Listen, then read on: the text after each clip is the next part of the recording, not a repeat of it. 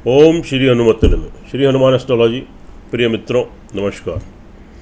आज आपसे चर्चा करेंगे, आपको जानकारी देंगे मंथ में यानी मई का महीना 2023 कैसा रहेगा, क्या ग्रहों के शुभाशुभ प्रभाव आपके ऊपर इसके घटित होंगे, इसकी आपको जानकारी देंगे। आपका स्वास्थ्य, आपकी हेल्थ, आपके फैमिली, फाइनेंस, इन्वेस्टमेंट, छोटी मोटी यात्राएं, ट्रैवलिंग, आपका आत्मविश्वास, सेल्फ कॉन्फिडेंस, भूमि, मकान, वाहन, प्रॉपर्टी, संतान सुख, विद्या, एजुकेशन, तरक्की, उन्नति, शत्रु और आप बीमारी की स्थिति, आपका दाम्पत्य, वैवाहिक जीवन, आपके विवाह संबंध, आपके प्रेम संबंध, तरक्की, उन्नति, विदेश यात्राएं, लंबी दूरी की यात्राएं, करियर और लाभ की दृष्टि से कैसा रहेगा, इसकी आपको जानकारी देंगे। मित्रों, यह फलादेश चंद्र राशि पर है। चंद्र राशि नहीं मालूम है तो बर्षित नाम से देख लीजिए और एक नज़र ग्रह गोचर पर डाल लेते हैं। सूर्य अभी मेष राशि में संचार कर रहे हैं, 15 मई को वृषभ राशि में प्रवेश करेंगे। मिथुन अभी आपके मंगल आपके मिथुन राशि में संचार कर रहे हैं और 10 मई को अपनी नीच कर्क राशि में प्रवेश करेंगे। बुध मेष राशि में संचार करेंगे। देवगुरु बृहस्पति मेष राशि में संचार करेंगे। शुक्र आपके वृष में रहेंगे लेकिन 2 मई को मिथुन राशि में प्रवेश कर जाएंगे।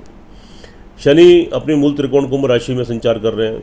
राहु आपके मेष राशि में और केतु आपके तुला राशि में ही आपके ग्रह गोचर की स्थिति। चलिए बात कर लेते हैं पहले कुंभ राशि वाले जातकों के ऊपर। पहले तो आप सभी जान लें कि कुंभ राशि वाले जातक इस समय शनि की 7.5 से पीड़ित हैं, लेकिन यहाँ पर चूँकि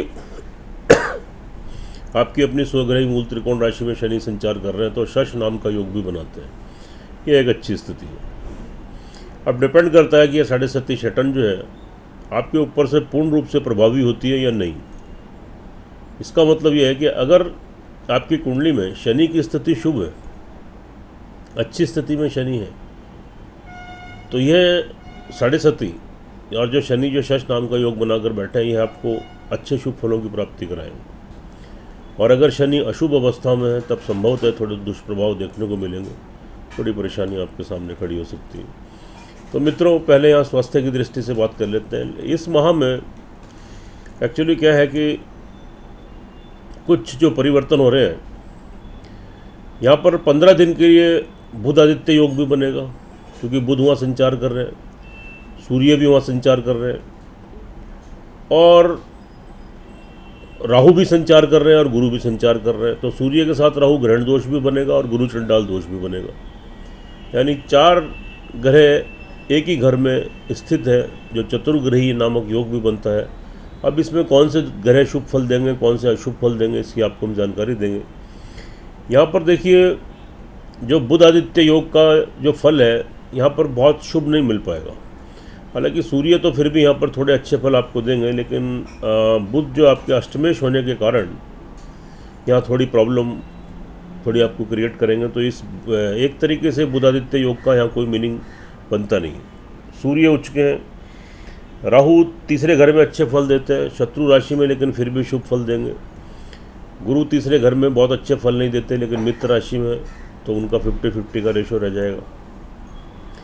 चलिए पहले स्वास्थ्य की बात कर लेते हैं। यहाँ पर अगर आपकी कुंडली में शनि की स्थिति ठीक है तो आपकी शारीरिक और मानसिक स्थिति ठीक रहेगी, यानी मेंटली और फिजिकली बैलेंसिंग आपकी बनी रहेगी।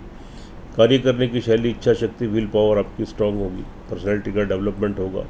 जल्दबाजी में कोई निर्णय मत लें, क्रोध उत्तेजना से बचें, थोड़े हेल्थ के प्रति थोड़े सजग रहें। फैमिली फाइनेंस की बात कर लेते हैं तो यहाँ पर स्थिति ओवरऑल ठीक रहेगी, आपके पक्ष में रहेगी। परिवार वालों का लाभ, बेनिफिट, सहयोग मिलेगा।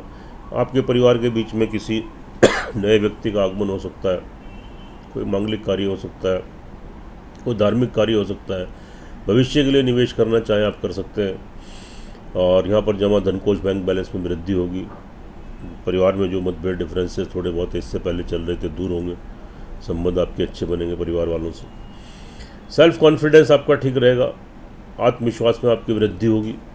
आपका नेम फेम बढ़ेगा, आपकी इंपॉर्टेंस बढ़ेगी, आपका पराक्रम बढ़ेगा। छोटी मोटी यात्राएं, ट्रैवलिंग करते हैं, उसके थ्रू बिजनेस या नौकरी करते हैं, नए संबंध नए कॉन्टैक्ट स्थापित होंगे। आपका नेम फेम, प्रसिद्धि, यश, मान सम्मान बढ़ेगा। वहाँ से आप लाभ गेन करेंगे। छोटे भाई बहन, मित्र और सहकर्मी, पड़ोसी, मिलने जुलने वाले लोग, आपके वेल विशर जो प्रिय बंधु हैं, उनसे आपके संबंध ठीक रहेंगे। उनके बीच में भी आपकी इंपॉर्टेंस, आपका नाम, आपकी अहमियत बढ़ेगी और उनसे आपके रिलेशन अच्छे रहेंगे, लाभ गेन करेंगे। भूमि, मकान, वाहन, प्रॉपर्टी को लेकर आप जल्दबाजी में कोई निर्णय मत लें। जल्दबाजी में लिया गया कोई भी निर्णय यहाँ पर आपको किसी परेशानी में डाल सकता है, आपका पैसा फंस सकता है, अटक सकता है। बहुत ज़रूरी बनता है किसी मकान में प्रवेश करना, वाहन लेना या संपत्ति लेना, तो शुभ तिथि शुभ मुहूर्त में सामने वाले के ऊपर पूर्ण विश्वास करते हुए आप इस कार्य को करें, नहीं तो आपको लाभ की बजाय नुकसान हो सकता है। यथासंभव हो सकता है तो फिलहाल के लिए स्थगित कर दें। कोई प्रॉपर्टी लेनी है, मकान लेना या वाहन लेना है, थोड़े समय के लिए रुक जाए। अपनी माताजी के स्वास्थ्य का ध्यान रखें, उनसे कोई व्यर्थालाप व्यर्थ की आर्ग्यूमेंट मत करें, कोई मतभेद डिफरेंसेस क्रिएट मत होने दें, उनकी सेवा करें, आशीर्वाद बनाए रखें, नहीं तो माताजी की तरफ से कोई लॉस, कोई नुकसान हो सकता है। घर में समय समय पर सुख संसाधनों में कमी आ सकती है, अशांति का माहौल क्रिएट हो सकता है, सावधानी बरतिए। संतान पक्ष को लेकर जो स्थिति आपकी बन रही है, ये यहाँ भी बहुत अनुकूल स्थिति नहीं है। संतान को लेकर चिंता, टेंशन, संतुष्टि के भाव में कमी, कोई मतभेद डिफरेंसेस, उनकी हेल्थ या विवाह, शादी, बिजनेस, नौकरी, किसी चीज़ में प्रॉब्लम जिस वजह से आप चिंतित रहें। विद्यार्थी वर्ग के लिए थोड़े कन्फ्यूजन से, एकाग्रता के भाव में कमी, लेकिन आप प्रयास करते रहिए। कोई डिग्री, मास्टर डिग्री, कोई कोर्स लेना है, आप जो पढ़ाई कर रहे हैं आप एकाग्र होकर अपनी पढ़ाई कीजिए, क्योंकि ये समय अस्थायी नहीं है। आज जो आप मेहनत करेंगे, प्रयास करेंगे, पढ़ाई करेंगे, कल निश्चित रूप से आपको उसका शुभ फलों की प्राप्ति भी जरूर होगी। 10 तारीख के बाद अचानक से कोई शत्रु उभर कर आपके सामने आ सकता है, कोई शत्रु को आपके सामने खड़ा हो सकता है, आपको शत्रुओं से कोई परेशानी, आपको प्रॉब्लम क्रिएट हो सकती है, कर्जे की बीमारी की स्थिति से आप रूबरू हो सकते हो, और साथ में तरक्की उन्नति में थोड़ी बाधाएं, थोड़ा संघर्ष और मेहनत आपको यहाँ पर अधिक करनी पड़ेगी। दाम्पत्य जीवन ओवरऑल ठीक रहेगा, पति पत्नी के मतभेद डिफरेंसेस दूर होंगे, संबंधों पर गाढ़ता मजबूती आएगी, लेकिन एक दूसरे के प्रति हेल्थ को लेकर थोड़ी चिंता, टेंशन क्रिएट हो सकती है।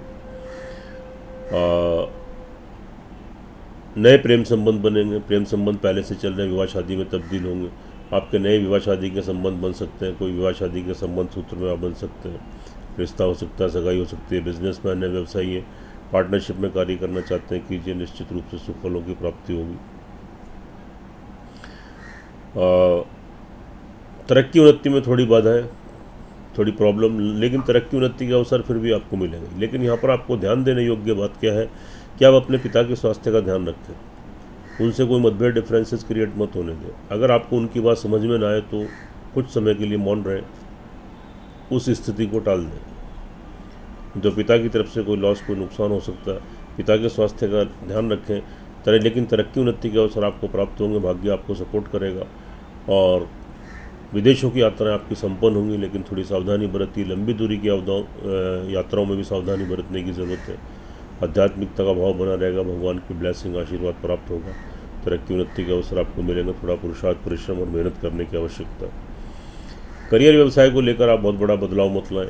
आप नौकरी करते हैं, बिजनेस करते हैं, सेल्फ एम्प्लॉय हैं, आजीविका चलाने के लिए कोई भी कार्य करते हैं, उसमें कोई बड़ा बदलाव मत लाएं। नौकरी स्विच करनी है, प्लान कर रहे हैं, योजना बना रहे हैं, दूसरी नौकरी ज्वाइन करनी है, तो फिलहाल के लिए रुक जाए, नहीं तो लाभ की बजाय नुकसान हो सकता है।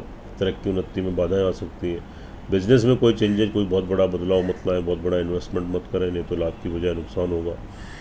सोर्स ऑफ इनकम ओवरऑल आपका ठीक रहेगा। समय समय पर थोड़ी सी रुकावटों का सामना करना पड़ सकता है, लेकिन अंततः सफलता भी मिलेगी।